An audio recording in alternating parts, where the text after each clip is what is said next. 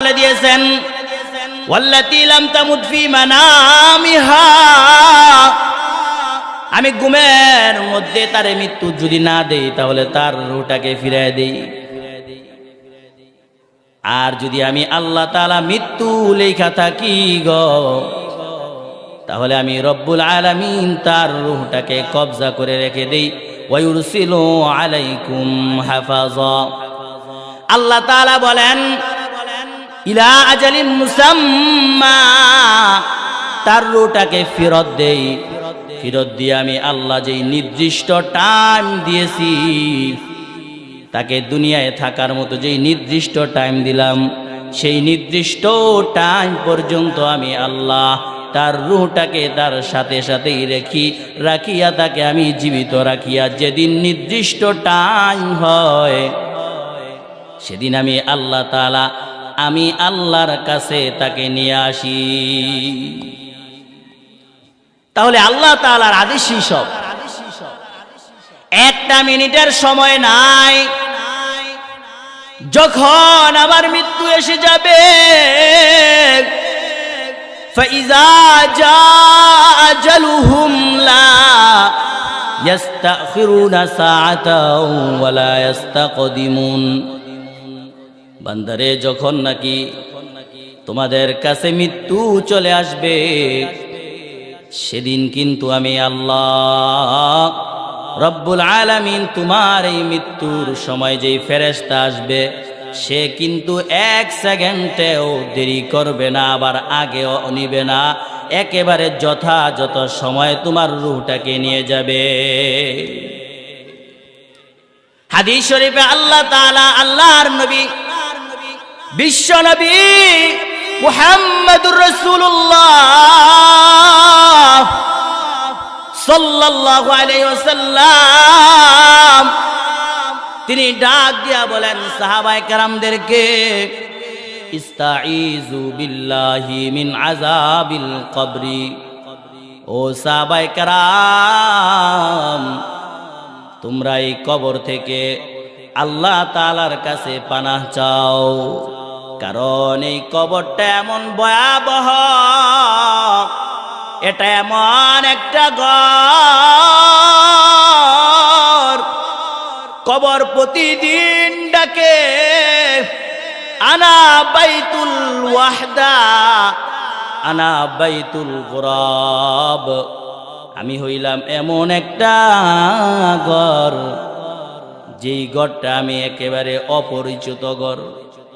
আমার ঘরে আসার আগে আগে তুমি কিন্তু বুঝা শুইনা আইসো, চিন্তা ফিকির করিয়া আইসো।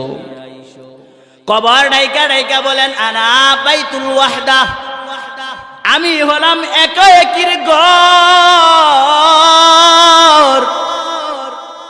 আমি হইলাম একা একির ঘর। কারণ তুমি যে আমার ঘরে আসবা, আমার ঘরে আসলে গো তোমার সাথে কিন্তু কেউ আসবে না, আমি কবরের মধ্যে তুমি কিন্তু একা একা আসতে হবে।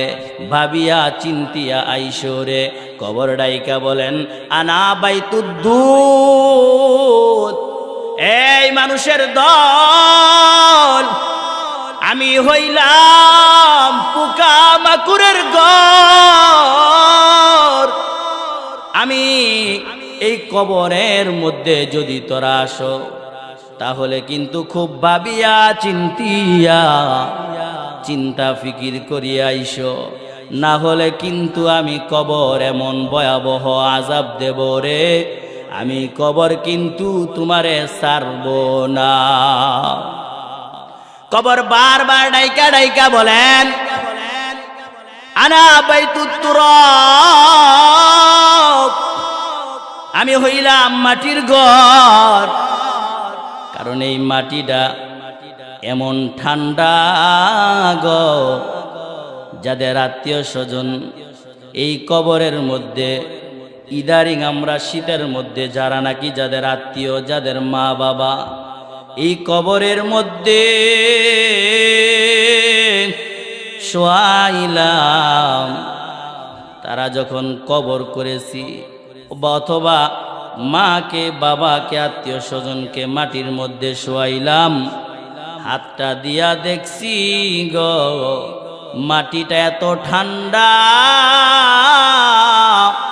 এখন বাবার বিষয়, এই ঠান্ডা মাটির ভিতরে নিজের মাকে শোয়াইলাম, নিজের বাবাকে শোয়াইলাম, নিজের হাতে নিজের বাবাকে এই কবরের মধ্যে রাখলাম, নিজের হাতে নিজের মাকে কবরে রাখলাম। এই কবরের মধ্যে যদি কেউ আমল নিয়ে না যায় তাহলে কিন্তু কবরটা আযাবের ঘর হয়ে যাবে। আর যদি আমরা এই কবরের মধ্যে আমল নিয়ে যাইতে পারি তাহলে আজরাইল যে রূহ কবজ করবে সেদিন থেকে শান্তি আর শান্তি। জোরে বলেন সুবহানাল্লাহ। আল্লাহ তাআলা বলেন কুল্লু নাফসিন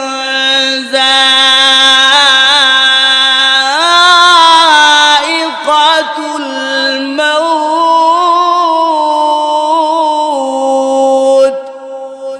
প্রত্যেকটা প্রাণী যাদের নাকি জান আছে এমন প্রত্যেকটা প্রাণীকে আমি আল্লাহ তাআলা মৃত্যুর স্বাদ গ্রহণ করাবো।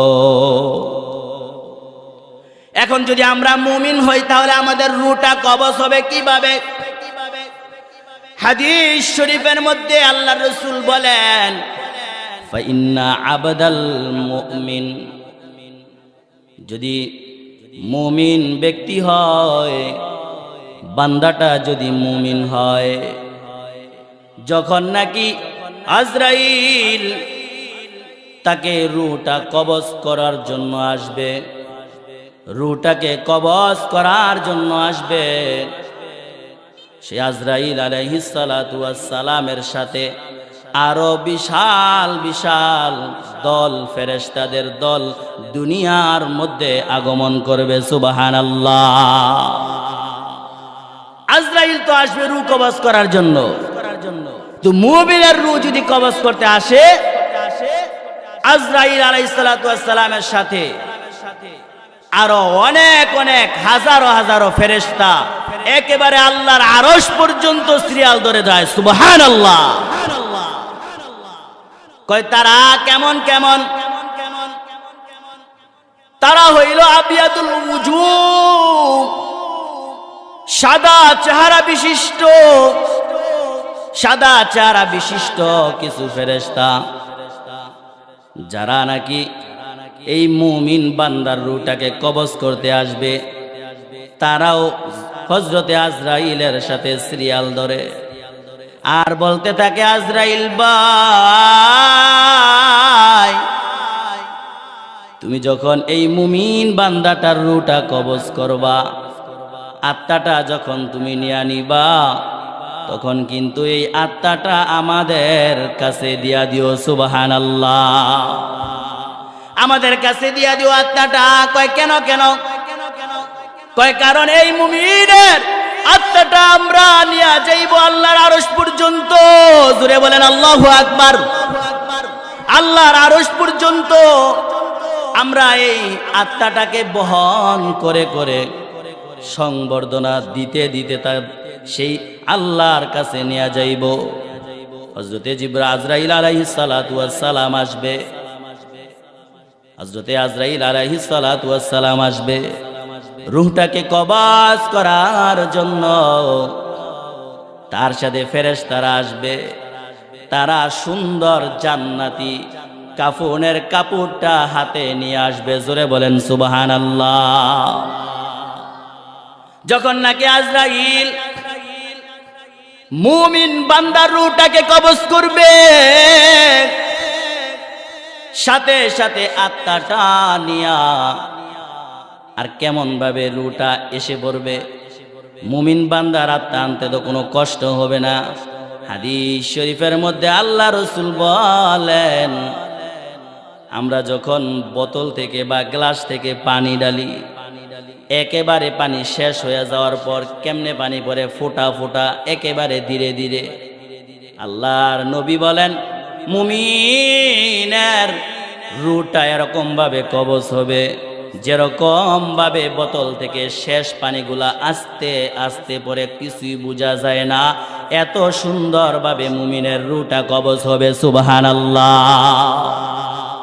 সুন্দরভাবে রুটা কবজ করে নিয়ে যাবে, হাতের মধ্যে করে ফেরেশতারা টানাটানি শুরু করবে, দাও দাও, এরকম ভাবে সুন্দর জান্নাতের কাফনের কাপড়টা নিয়ে বলবে দাও, এখানে দাও, আত্মাটা দাও। এই যে আমরা এখানে করিয়া এই আত্মাটাকে সুন্দরভাবে আল্লাহর কাছে পর্যন্ত পৌঁছায় দেব। জোরে বলেন সুবহানাল্লাহ। তার এরকম ভাবে হাত পেতে বসে থাকবে। আজরাইল আলাইহিস সালাতু ওয়াস সালাম আর পারবে না, দিতেই হবে। তখন তাদের কাছে দিয়া দেয়, তারা সুন্দরভাবে পেঁচায়া আস্তে আস্তে নিয়ে যায়। সামনে যায়, ফেরেশতা বলেন আমাদের কাছে দাও, আবার যায় কয় আমাদের কাছে দাও। আর ফেরেশতারা দূর থেকে বলতে থাকবে এই কি নিয়ে আসতেছো, কি নিয়ে আসতেছো, এত সুগন্ধি কেন, এত গ্রান কেন? কয় মুমিন বান্দার আত্মা নিয়ে আসতেছি। জোরে বলেন সুবহানাল্লাহ।